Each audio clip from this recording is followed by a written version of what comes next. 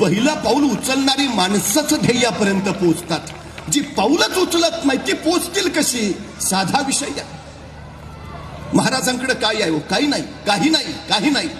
पण 1645 साली महाराजांनी राजगड जिंकला. बेवसाव होता. म्हणजे राजगड जिंकला तर तो बांधून काढायला हवा, पण बांधायचे तर पैसे हवेत, संपत्ती हवी. महाराजांकडे होती नाही. मग महाराज असे म्हटले का? नाही नाही, जरा फंड्स वगैरे आल्यावर मग बघूया घ्यायचं. नाही, हा विचारच नाही केला. पुढचा पुढा बघू. 1645 ला त्यांनी पहिला राजगड घेतला. 1646 ला तोरणा जिंकला. आणि तोरण्याचं बांधकाम करताना महाराजांना सोन्याच्या मोहरांनी भरलेले 7 हंडे सापडले आणि त्या संपत्तीतनं महाराजांनी राजगड बांधून पूर्ण केला. महाराज सांगतायत तुम्ही सुरुवात करा, जगदंबा आशीर्वाद घेऊन तुमच्या पाठीशी उभा असते. सुरुवात करा.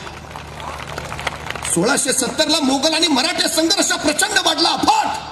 मोगलांचं सैन्य 5 लाख आणि महाराजांचं 20,000. मग महाराज असं म्हटले का? त्यांचे 5 लाख, आपले 20,000, डिपॉझिट पण राहणार नाही, कशाला अर्ज भरा?